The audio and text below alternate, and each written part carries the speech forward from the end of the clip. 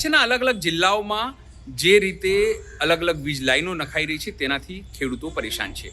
એક તરફ અદાણી તો બીજી તરફ અંબાણીની લાઈનોના કારણે ખેડૂતો હવે નારાજ થઈ રહ્યા છે, કારણ કે તેમને વળતર ક્યારે અપાશે તે નક્કી નથી અને સરકાર પોતાની જંત્રીના ભાવ ક્યારે નક્કી કરશે એ પણ નક્કી નથી. નમસ્કાર, હું છું ચિંતામણી પુત્ર અનિલ પટેલ. સ્વાગત છે આપનો અમારા વિશેષ કાર્યક્રમમાં. જે રીતે પહેલા કચ્છમાં વઢિયામાં ને હવે રાપરમાં ખેડૂતોની જમીન લેવા માટે સરકારી કંપની પહોંચી, ત્યાં રાપરમાં તો કેટલાક આગેવાનોએ વચ્ચે પડીને હાલ કામ બંધ કરાવ્યું છે. એવા જ એક આગેવાન છે અશોકભાઈ રાઠોડ, જે આપણી સાથે જોડાય છે. સીધા જઈશું આપણે તેમની પાસે. અશોકભાઈ, સ્વાગત છે આપનું અમારા વિશેષ કાર્યક્રમમાં. અશોકભાઈ, મારે ખાલી એ જાણવું છે, અત્યારે મારે ખાલી એ જાણવું છે ખાસ કરીને કે જે રીતે રાપરમાં કાલે તમે કામ બંધ કરાવ્યું, એ પછી કચ્છમાં વંઢિયામાં આખા કચ્છમાં આ પ્રકારની સમસ્યા છે. આપણે સમજવું એ છે કે શું ખેડૂતોને યોગ્ય વળતરની સમસ્યા છે કે પછી કોઈ એક નિશ્ચિત પોલિસી નથી નક્કી કરવામાં આવી કે ખેડૂતોને જાણ નથી કરવામાં આવી? આ વિવાદ કેમ થઈ રહ્યું છે જગ્યા જગ્યા થઈને? વિવાદ એટલે વિવાદનું મૂળ કારણ એ છે કે અદાણી કંપની દ્વારા અલગ અલગ જગ્યાએ અલગ અલગ રેટ આપવામાં આવે છે થાંભલાઓના, અને એમાં એવું કારણ આપે છે કે ત્યાંનો જે જંત્રી ભાવ છે એ જંત્રી ભાવના 3 ગણા પૈસા આપીએ છીએ. અમે આ બાબતે લગભગ અમે પાલભાઈ આંબલિયા બધા કોંગ્રેસના આગેવાનો સાથે કલેક્ટર કચેરીએ ગયા હતા થોડા દિવસ અગાઉ જ. ત્યારે કલેક્ટર સાહેબે પણ આવી રીતના જ વાત કરી કે જંત્રી રેટ નક્કી થાય છે એનો આજુબાજુનો જે દસ્તાવેજ છે હોય ખેતીનો, એનો 3 ગણા લેખે એને ભાવ આપીએ છીએ. પણ હવે સામાન્ય રીતે બધા લોકો આખું ગુજરાત જાણે છે કે જયારે કોઈ જમીન વેચાય ત્યારે કયો ભાવ આપણે લખીને વેચતા હોઈએ છીએ, ખરેખરનો જમીન પરનો ભાવ શું હોય છે. એટલે ખરેખર એક અન્યાય છે અને ખેડૂતોની એક જ માંગ છે કે આ જગ્યામાં ગમે એ વીજ પોલ વાળી કંપની આવતી હોય, અદાણીની છે કે કોઈ બીજી કંપની છે, આ ખેડૂતોને માત્ર ફર્સ્ટ ટાઈમ જ વળતર આપવાની છે. પણ એ તો આમાં ડે ટુ ડે પૈસા કમાવાની જ છે. જો કરોડોમાં એ પૈસા કમાતો તો લાખોમાં વળતર આપવામાં એમનું જાય છે શું? અને તમને અનિલભાઈ કહી દઉં કે વાગડ વિસ્તાર તો ખાસ કરીને એવો પછાત વિસ્તાર છે કે અહીંયા ખેતી સિવાય બીજો કોઈ રોજગાર નથી. એટલે લોકો પાસેથી ખેતી છીનવાઈ જાય તો લોકોને ખાવાના ફાંફા પડે, આ પરિસ્થિતિ છે. એટલે જે માણસ, હું મારી ખેતી કરીને 4-5 એકર મારા કને જમીન છે, એમાં ખાઉં છું ને એમાંથી કે એમાં 1% તમે અદાણીને આપી દો, તમને ભાવ તમારી જમીન આવી નક્કી કરશે. જેમ તમે કીધું કે મેં 2 દિવસ પહેલા જ કીડિયાનગર ખાતે અને આજુબાજુના ગામોમાં કામ બંધ કરાયું, ત્યારે મેં એમને કંપની, રિલાયન્સ કંપનીના થાંભલા છે, એટલે રિલાયન્સ કંપનીના લોકો મારી પાસે ત્યારે આવ્યા, મારે ફોનથી પણ ચર્ચા થઈ એમના અધિકારીઓ. એટલે એમને મેં ચોખ્ખું કીધું, તમે આમાં કઈ રીતે જંત્રી ભાવ નક્કી કેવો થાય? તમે જાણીને નવાઈ થશે કે ખેડૂતના ખેતરમાં કામ ચાલુ છે, ખેડૂતને નથી ખબર. જયારે ખેડૂત પૂછવા જાય છે તો એમને કહી દેવામાં આવે છે કે જયારે સરકાર જંત્રીનો ભાવ કલેક્ટર તમારો નક્કી કરશે એ બાબતે તમને ત્યારે અમે એને લગતું વળતર આપશું. પણ કેટલા વળતર આપશે કોઈ નક્કી જ નથી થતું. જમીન મારી છે, મને નથી ખબર કે મને કેટલા પૈસા આપશે. એટલે મેં એમને સ્વાભાવિક પ્રશ્ન પૂછ્યો, મેં કીધું આનું તમે જંત્રીનો રેટ શું નક્કી કરવાના છો, એમ કેટલો ભાવ હોઈ શકે? કે અહીંયા ઓલરેડી 20 રૂપિયા જેવો ચાલે છે. એટલે મેં કીધું એક કામ કરો, આ એરિયામાં જો રિલાયન્સ નો કોઈ પેટ્રોલ પંપ કે બીજા કોઈ ઉદ્યોગ હોય ને, હું 100 રૂપિયા જંત્રીના ભાવે લેવા તૈયાર છું. મારે ત્યાં વિકાસ જ કરવો છે. અને અમે ખેડૂતો લઈને છીએ, ત્યાં ટાયર પંચરની દુકાન કરશું, બીજું ગમે કરશે, શું તમે આપશો? મૂળ વસ્તુ એ છે કે મારી જમીન છે, એનો ભાવ અદાણી નક્કી નહીં કરે, એનો ભાવ હું નક્કી કરીશ. આ ખેતર કે જમીનો અમારી છે, કોઈ નથી સરકારના બાપના ખેતર કે નથી અદાણીના બાપના ખેતર. અને મૂળ પ્રશ્ન એ છે કે આજ દિવસ સુધી જે લડાઈ થઈ રહી છે, હું વાઢિયા પણ ઘણી વખતે ગયો આ લડાઈમાં, અને અલગ અલગ આંદોલનોમાં ગયો છું આ લડાઈ થઈ ત્યારે. એટલે મેં એક એમાં એવી વસ્તુ જોઈ કે ત્યાં ખાલી નેતાગીરી કરવા માટે અમુક લોકો, જેને ખેડૂતોની સાચી વેદના છે એવા લોકો છે જ નહીં. તમને એક મિનિટ અટકાવવા માંગીશ. કિસાન સંઘનો દાવો છે કે 107 દિવસ તેઓએ ત્યાં આંદોલન કર્યું અને કામ અટકાયું, અને એ લોકોએ કે અમે લોકો ચક્કા જામ કર્યું ને એ બધી વાતો કરે છે એ લોકો.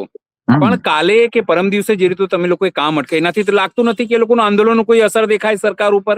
કલેક્ટરે કોઈ એ લોકોની વાત નહીં સાંભળી, કલેક્ટર રજા ઉપર ભાગી ગયા, કોઈ વાત સાંભળવા તૈયાર નથી, અને ખેડૂતોને તો છોડી દીધા અનાથની જેમ.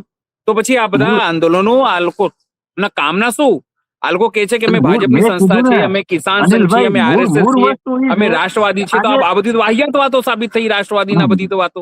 બહુ એકદમ મૂળ અનિલભાઈ, હું એ જ સમજાવવા માંગુ છું કે ખરેખર હું અહીંયા અત્યારે સ્થાનિક, હું રાપર શહેર કોંગ્રેસ સમિતિનો પ્રમુખ છું. હવે હાલે તમે માની લો કોંગ્રેસની સરકાર છે ને એ સરકારની વિરુદ્ધમાં આંદોલન કરવાની અગુવાઈ હું કરું છું તો આ થોડુંક નવાઈ જેવું લાગશે કે આમાં લોકોને શું ન્યાય મળશે. પણ ખરેખર જો 100%. આંદોલન કરતા આજે તમે માની લો કે હું કોંગ્રેસ પાર્ટીમાં છું, કદાચ રાહુલ ગાંધીજીની અટકાયત થાય કે કોઈ ભાજપમાં છે નરેન્દ્ર મોદીની ક્યાંક અટકાયત થાય તો એ આંદોલનનો વેગ શું હશે? જો ખરેખર આ પાર્ટીઓને એમ લાગતું કે અમારે ખેડૂતોની વેદના છે તો આખો માહોલ અલગ હોય ગ્રાઉન્ડ પરનો. બાકી લડાઈ તો ખેડૂતો જ નથી રહ્યા છે, રોજ ડિટેન ખેડૂતો જ થાય છે, કોઈ સંગઠન નથી ડિટેન થતું. કોઈ સંગઠનનું કોઈ કહે કે અમારા સંગઠનના લોકો ઉપર આટલી એફઆઈઆર થઈ, આટલી વાર ડિટેન થયા તો આપણે માની લઈએ. બાકી ખેડૂતો જ લડે છે. મેં તો ત્યાંના ખેડૂતો જે મારી કોન્ટેક્ટમાં છે એમને પણ આ જ વાત કરી મેં, અનિલભાઈ, કે જ્યાં સુધી આ આંદોલનનું પ્રતિનિધિત્વ કે નેતાગીરી કે લીડરશિપ જે કહેવાય એ સ્થાનિક ખેડૂતોના હાથમાં નહીં આવે ત્યાં સુધી આંદોલન સફળ થવાનું નથી. કારણ કે તકલીફ એમને ખેડૂતોને છે. હું તો જઈશ તો ત્યાં સારી રીલું બને, કઈક આમ ઊંચા હાથ કર્યા વાળા ફોટા હારા પોઝ આવે, મુર્દાબાદ જિંદાબાદ ના નારા, હું તો આના માટે જ જઈશ. અને સ્વાભાવિક છે. એટલે જ્યાં સુધી ખેડૂતો આગેવાની નહીં લે, ખેડૂતો ત્યાંના સ્થાનિક લોકોની સમસ્યા ખેડૂતોને જ ખબર છે. મેં કીધું કે ત્યાં વાઢિયા એવો વિસ્તાર છે કે ત્યાંના લોકો ખેતી પર નિર્ભર છે. તમે એક વાત ચોંકાવનારી વાત શું કહી ખબર છે?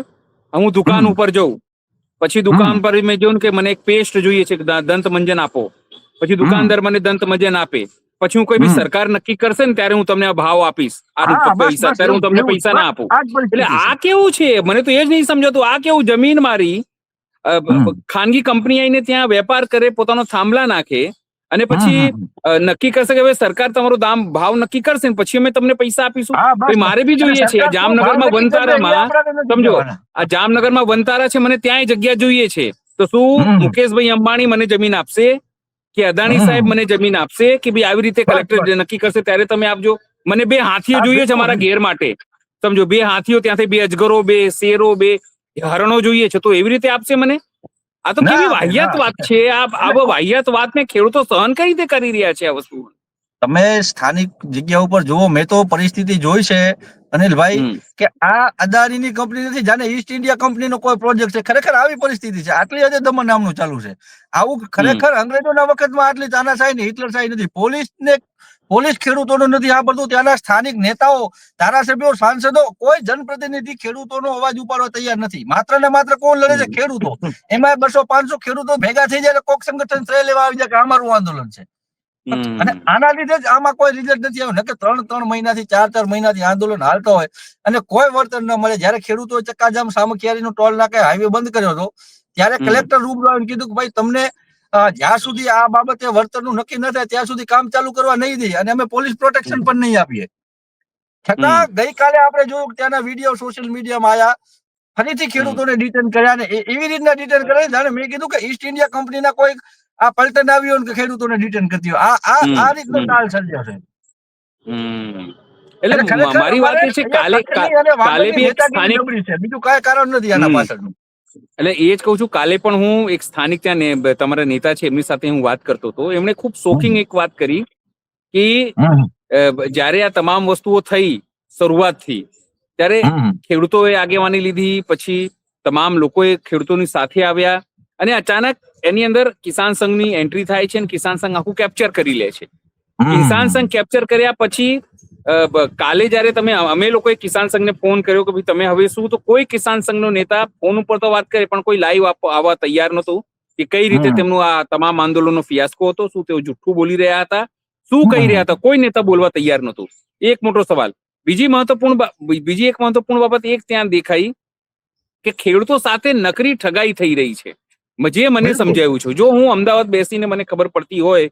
અને એક વાત એવું પણ કીધી કે ત્યાંના સ્થાનિક આગેવાનો કે ધારાસભ્ય એવું કહી દીધું કે આ ખેડૂતો ખોટી ના છે, કે ખેડૂતો કે વધારે પૈસા માંગી રહ્યા છે. એટલે ભાઈ, જેઓ અદાણી પોતાની કોઈ વસ્તુ બનાવે છે કે અંબાણી કોઈ પોતાની વસ્તુ બનાવે છે કે જીઓનો ભાવ નક્કી કરી શકે છે કે અત્યારે મારો જીઓનો ભાવ 299 રૂપિયાનો આવું, તો ખેડૂતો શું, ખેડૂતોનો અધિકાર નથી પોતાના જમીનનો ભાવ નક્કી કરવા માટે? એ સરકાર નક્કી કરશે. બિલકુલ બિલકુલ. હવે આપણાને જીઓનું રિચાર્જ નથી પરવડે એમ તો આપણે વોડાફોન નું લેશું, બીજી કંપનીમાં જશે. અદાણી ને રિલાયન્સ ને જો ખેડૂતોના ભાવ પસંદ ના હોય તો એનો પ્રોજેક્ટ ગમે ત્યાં બીજે નાખી દે ને. સીધી વાત છે. લોકશાહી દેશ છે, થોડી તાનાશાહી આટલી હદે તો ન ચલાવી લેવાય. પણ મેં કીધું કે મૂળ વસ્તુ એ છે કે અહીંયાની સ્થાનિક નેતાગીરી નબળી પડે છે આમાં. કારણ કે મેં કીધું કે હમણાં હું કોઈ પાર્ટીનો સિનિયર આગેવાન ઉપર જો કાર્યવાહી થઈ તો આખી પાર્ટી રોડ ઉપર આવી જાય. કોઈ સંગઠનનો મુખ્ય ચહેરો જો એની ધરપકડ થઈ જાય તો આખું સંગઠન આવી જાય. પણ આ ખેડૂતોને હિમાયતી બનનારા સંગઠનો ખબર નહીં કયા કરે આવે છે. આ તો ખેડૂતો ભેગા થયા ત્યારે નેતાગીરી કરવા આવી જાય ખાલી. મૂળ પ્રશ્ન હજી અહીંયા અટક્યો છે. બાકી જો ખાતી રીતની એમની તાકાત લગાડે, જેમ વિપક્ષમાં બેઠા હતા ત્યારે જ કિસાન સંઘ તાકાત લગાડતો સરકાર સામે, એ તાકાત અત્યારે લગાડે તો અદાણીના બાપે ઝૂકવું પડે, કાંઈ ન હાલે. પણ ખરેખર એ તાકાત લગાડવી પડે, એ તાકાત ક્યાંક ને ક્યાંક નથી લાગતી અને ખેડૂતોને મૂર્ખ બનાવવાનું કામ ચાલુ છે. અરે મારું એ જ પૂછવાનું છે, શું કિસાન સંઘ જે છે મૂર્ખ બનાવે છે, ત્રીજી તરફ અશોકભાઈ, આંદોલનના નામે અમુક લોકો મૂર્ખ બનાવે છે. બિલકુલ મારે એ જ પૂછવું છે અશોકભાઈ કે શું કિસાન સંઘ સરકાર સાથે મળીને, લોકલ એડમિનિસ્ટ્રેશન કે પ્રશાસન સાથે મળીને, કે અદાણી કે અંબાણી સાથે મળીને આ ફ્રેન્ડલી મેચ રમે છે ત્યાં લોકોને દેખાડવા માટે કે જો અમે તમારી માટે લડી રહ્યા છીએ, એવું કંઈક છે? તમે અનિલભાઈ, તમે જ આ બાબતે નક્કી કરી લો કે 3 મહિનાથી આંદોલન ચાલે છે અને પરિસ્થિતિ ત્યાંની ત્યાં જ છે. એક ઇંચે પરિસ્થિતિમાં ફરક નથી આવ્યો. તો હવે આમાં શું સમજવું? આમાં જાણકાર લોકો તો જાણે જ છે બધા કે શું પરિસ્થિતિ છે. અને મારો તો સ્વભાવ છે હું ફર્સ્ટ બોલું. હું જે પાર્ટીમાં છું એ પાર્ટીની વિરુદ્ધ હું ઘણી વાર બોલી નાખું છું. હું વિવાદમાં જઉં છું અહીંયા કને. કારણ કે મારો સ્વભાવ છે ફર્સ્ટ સાચું બોલું, ગમે એને બોલું અને ડંકાની ચોટ ઉપર બોલું. મેં કીધું ખેડૂતોને, મેં એ જ કીધું કે તમે લીડરશિપ તમે લો, જમીન તમારી જાય છે, નેતા બનો અમારા જેવા ફોટા પડાવવા છે. બાકી સાચી લડાઈ તો ખેડૂતોની લડાઈ લડી શકે. બિલકુલ. હવે મારા બાપ દાદા ક્યારે પાવડો હાથમાં નથી ચાલ્યો, ક્યારે કેરા નથી વાળ્યા, તો હું હવે ખેડૂતોને હિમાયતી બનીને આગળ આવું. હા, મારો એકલો રોલ હોવો પડે. ખેડૂતો લડાઈ લડે છે ને એની હરોળમાં મારે જોડાઈ જવાનું. બિલકુલ. ખરેખર પરિણામ આંદોલનનું ત્યારે આવશે કે આગળની હરોળમાં કિસાન પોતે હશે નેતૃત્વ કરનારો. કોઈ પણ સંગઠન, કોઈ પણ પાર્ટી જ્યાં સુધી નેતૃત્વ કરશે ત્યાં સુધી આમ જ હશે. કારણ કે ક્યાંક ને ક્યાંક કોકની લાજ શરમ રાખતા હોય, ક્યાંક ને ક્યાંક માંડવલી થઈ જતી હોય, એના કારણે આંદોલનોનો ફિયાસ્કો થતા જાય છે. મને એવું લાગ્યું હતું કે ભાઈ મારા તાલુકામાં આ પ્રોજેક્ટ આવે છે, રાપર તાલુકામાં કીડિયાનગર ગામના ખેડૂતો મારે કને આયા, એટલે તને પણ એક જ વાત કે ભાઈ પહેલા વળતર નક્કી કરો પછી કામ ચાલુ કરવા દેવામાં આવશે. ન કે આ વાગડ વિસ્તાર છે, અહીંયા એક ગાને 2 ટકરા આવો પ્રોજેક્ટ છે, એના પહેલા કામ ચાલુ નહીં કે અમે કાયદેથી લડી લેશી, અમે જમીન ઉપર લડી લેશી અને અમે તમારા દમન સામે પોલીસ સામે લડી લેશી. કારણ કે જમીન અમારી છે, અમે અહીંયાનો ભાવ નક્કી કરશી કે તમે અમારા બાપની જમીન છે, તમારા બાપની જમીન નથી, તો આનો ભાવ અમે નક્કી કરીશું. તરત ઓન ધી સ્પોટ આખા ગામમાં ટોટલ લગભગ ત્યાં કને સમજી લો કે 72 વીજ પોલ આવે છે. આ રિલાયન્સ નો પ્રોજેક્ટ છે. એટલે આજુબાજુના 3 ગામોમાં એક સાથે આ બંધ કર્યું. અને બીજી આમની માનસિકતા આવી છે ત્યાં મેં જોઈ અનિલભાઈ કે મોસ્ટ ઓફ વીજ પોલ એવી જમીનોમાં એમને નાખ્યા છે જે રેકેટ ઉપર જગ્યા સરકારી પડતર છે. અને આ સરકારી પડતર જમીન છે એની બાજુના ખેડૂતો દાયકાઓથી આની માંગણી કરી રહ્યા છે કે આ અમારા શેઢાને લાગતી જમીન છે, અમને આપો. એમને નથી મળતી, પણ અદાણીને અંબાણીને તરત મળી જાય છે. ખરેખર આશ્ચર્યની વાત તો મને આ લાગી.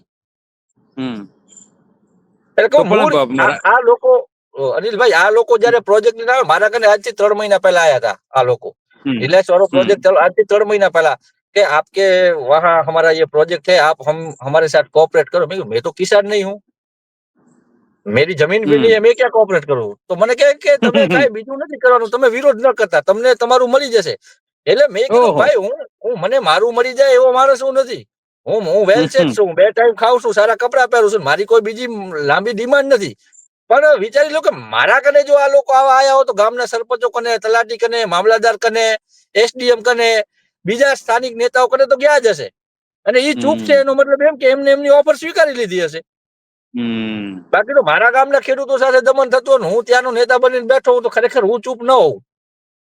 100%. કાં તો એમને એની ઓફર સ્વીકારી હશે, જે મારી કને આયા એમના કને ગયા જ હશે. બાકી હું તો સિટી વિસ્તારમાં રહું છું, મારે ત્યાં તો હજી કોઈ પ્રોજેક્ટ નથી આવ્યો. પ્રોજેક્ટ બધા ગામડામાં આવ્યા છે, તો મારા સુધી પહોંચી શકતી હોય કંપની. આપણે તો ક્યારે આ મેટરમાં જ આપણે નથી આવ્યા કે શું વિષય છે શું નથી. મને તો એમ લાગે કે ભાઈ ખેડૂતો સાચી લડાઈ લડે છે તો આપણે લડાઈમાં જોડાઈ જવાનું, કોઈ પણ પ્રકારની નેતાગીરી કર્યા વગર. કે ભાઈ તમે જે નિર્ણય લ્યો એમાં અમે સાથે છીએ, અમારાથી 2, 5, 10, 15 જેટલા માણસો આવે એટલા માણસો લઈ આવશે, તમારી લડાઈમાં સાથે છીએ, તમે હકની લડાઈ લડો છો. છતાં એ મારા જેવા લોકો કને આવતા તો બીજા નેતાઓ કને ગયા જો ને એમને ઓફર સ્વીકાર્યો, એમાં કોઈ બેમત નથી. બિલકુલ બિલકુલ અશોકભાઈ, આપ અમારી જી જી જી બોલો બોલો.